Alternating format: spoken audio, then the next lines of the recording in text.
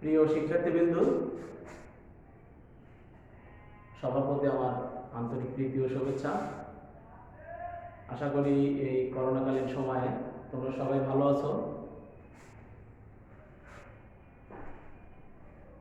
ভালো সবাইকে এর মধ্যেই থাকতে হবে। আমাদের কিছু স্বাস্থ্যবিধি মেনে চললে আমরা ইনশাল্লাহ ভালো থাকতে পারবো। সুদীর্ঘ 6.5 মাস আমাদের শ্রেণীকক্ষে ক্লাস হচ্ছে না, তাই অনলাইন ভিত্তিক ক্লাস আমরা শুরু করেছি। তোমরা সবাই এই অনলাইন ক্লাস দেখবে, আশা করি তোমরা উপকৃত হবে। আমি মোহাম্মদ আব্দুল হালিম, সহকারী শিক্ষক ইংরেজি, মোহনপুর কে ইনস্টিটিউশন, উল্লাপাড়া, সিরাজগঞ্জ। আজকে আমি অত্যন্ত গুরুত্বপূর্ণ একটা বিষয় আলোচনা করব। ইংরেজি দ্বিতীয় পত্রের গুরুত্বপূর্ণ বিষয় হচ্ছে ন্যারেশন বা স্পিচ। ন্যারেশন বা স্পিচ, এটা ছাত্রছাত্রীদের খুব ভীতির কারণ। অনেক ছাত্রছাত্রী মনে করে খুব কঠিন একটা বিষয়। আমি খুব সুন্দর সাবলীলভাবে ন্যারেশন উপস্থাপন করার চেষ্টা করব। তোমরা সবাই আমার ক্লাস মনোযোগ সহকারে শুনবে।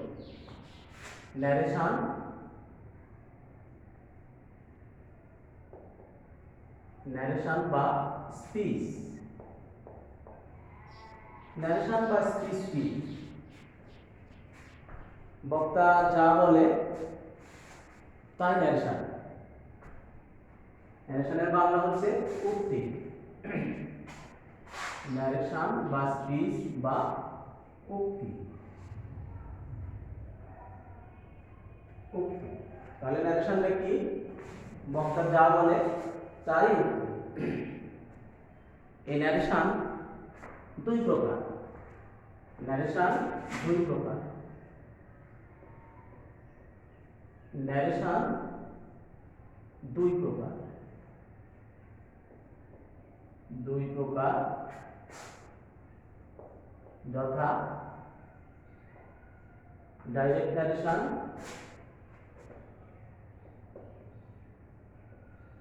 ডাইরেক্ট ন্যারেশন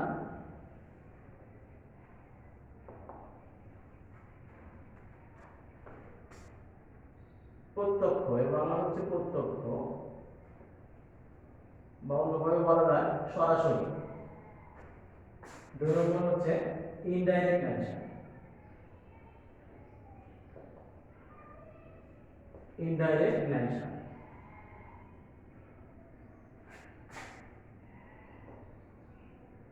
পরোক্ষ।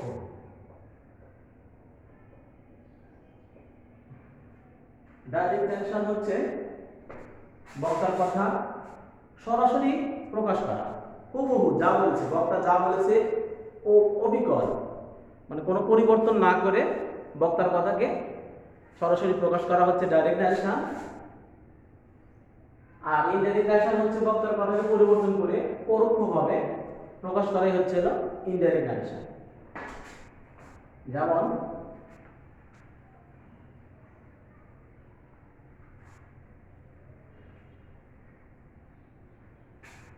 Direct narration, he said,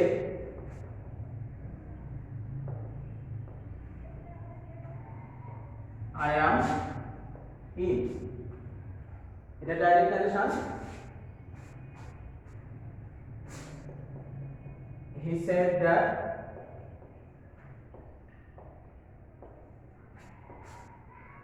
he was in. আমরা ডাইরেক্ট ন্যারেশন আর ইনডাইরেক্ট ন্যারেশন চিনলাম। এখন তোমাদের বোঝার সুবিধার্থে আমি আরো সুন্দরভাবে উপস্থাপন করার চেষ্টা করছি। ন্যারেশনের দুটি অংশ। ন্যারেশন এর দুটি অংশ। ন্যারেশনের দুটি অংশ। এক নম্বর রিপোর্টিং ভার্ব, আর একটা হচ্ছে রিপোর্টেড স্পিচ। Reported speech. তাহলে দুটি অংশ, একটা একটা হচ্ছে রিপোর্টিং ভার্ব আর একটা রিপোর্টেড স্পিচ। যেমন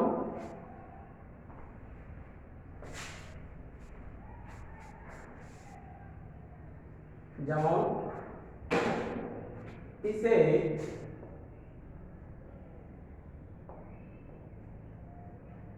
I am a student.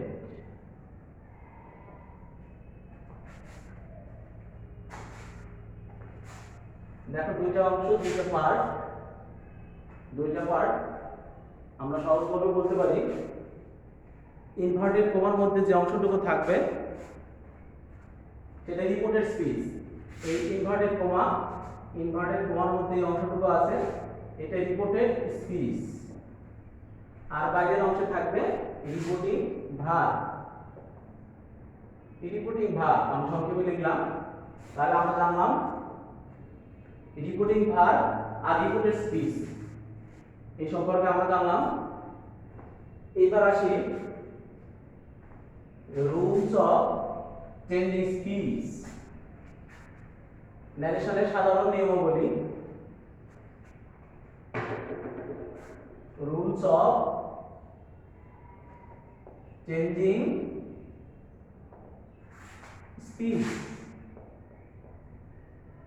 Changing speech দেখো এক নম্বর রুল 1 আমরা এভাবে লিখতে পারি reporting verb. Rule 1 reporting verb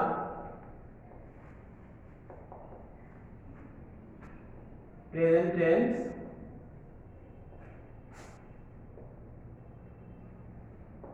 present perfect tense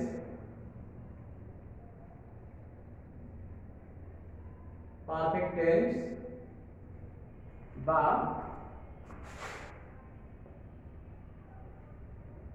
future tense হলে রিপোর্টেড স্পিচ এর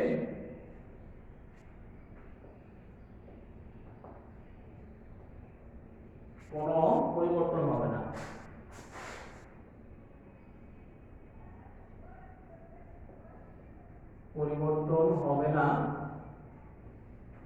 শুধুমাত্র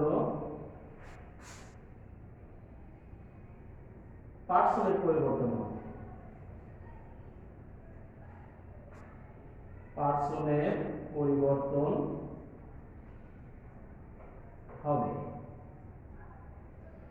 তাহলে এক নম্বর নিয়ম আমাদের হলো, আমি কি লিখলাম, reporting verb present tense, present perfect tense বা ফিউচার টেন্স হলে রিপোর্টেড স্পিচের কোনো পরিবর্তন হবে না, শুধুমাত্র পার্সনের পরিবর্তন হবে। তোমরা লক্ষ্য করেছো ন্যারেশনের মধ্যে আমার এই নিয়মের মধ্যে আরেকটা নতুন শব্দ সংযোজন হয়েছে, পার্সন। পার্সনের পরিবর্তন হবে। আমি সংক্ষেপে পার্সন সম্পর্কে একটু বলছি। পার্সন মূলত ব্যক্তি বা পুরুষ। আমরা জানি, তোমরা নিচের ক্লাসে পড়েছো পার্সন তিন প্রকার, ফার্স্ট পার্সন, সেকেন্ড পার্সন এবং third person. First person I, we first person, you your second person, everything বাকি সব থার্ড পার্সন। আমি মনে রাখার জন্য একটু ধারণা দিয়ে রাখলাম পার্সন সম্পর্কে। এইবার আসি আমরা কি নিয়ম লিখলাম, সেই নিয়মের সাথে আমাদের উদাহরণটা দেখতে হবে। আমরা লিখলাম reporting verb present tense, present perfect tense অথবা ফিউচার টেন্স হলে রিপোর্টেড স্পিচের কোনো পরিবর্তন হবে না। যেমন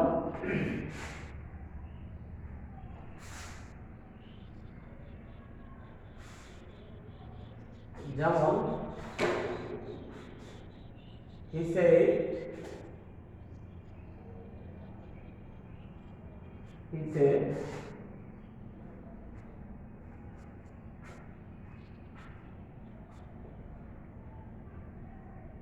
I am ill. আমরা ইতিমধ্যে জেনেছি কোনটা রিপোর্টিং ভার্ব আর কোনটা রিপোর্টেড স্পিচ।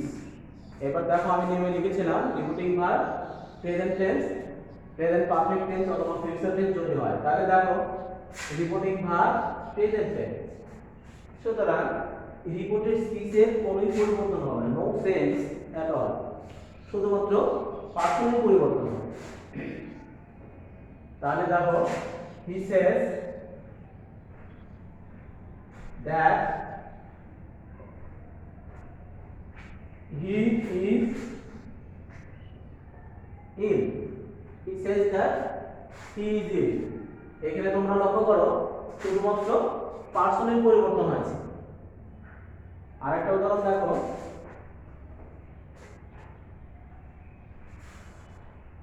রিপোর্টিং ভার্বটা যদি প্রেজেন্ট পারফেক্ট টেন্স হয়, he has said I have done my duty. দেখো আমি লিখেছিলাম প্রেজেন্ট টেন্স অথবা প্রেজেন্ট পারফেক্ট টেন্স অথবা ফিউচার টেন্স। তাহলে দেখো রিপোর্টিং ভার্বটা প্রেজেন্ট পারফেক্ট টেন্স। এবার রিপোর্টেড স্পিচের কোনো পরিবর্তন হবে না, শুধুমাত্র পার্সনের পরিবর্তন হবে। তাহলে দেখো he has said that he had done his duty. শুধু পার্সনের পরিবর্তন হলো, আর কোনো কিছুর পরিবর্তন হলো না। এবার দেখো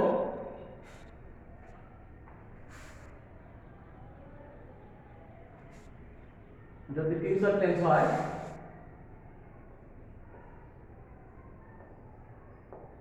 he will say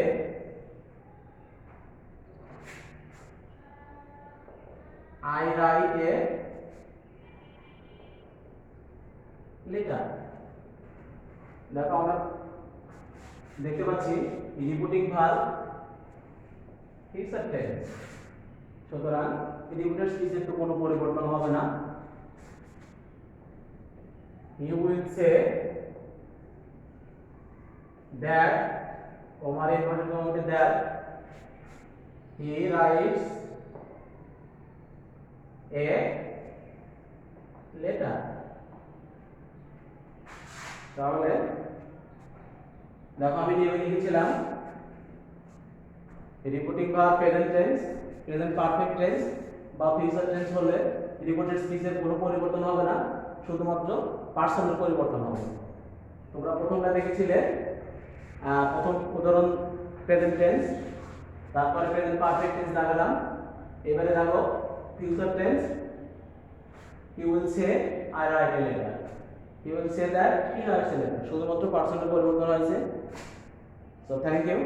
আগামী ক্লাসে বাকি বিষয়গুলো আলোচনা করা হবে। তোমরা ভালো থাকো, সুস্থ থাকো, সবাইকে ধন্যবাদ।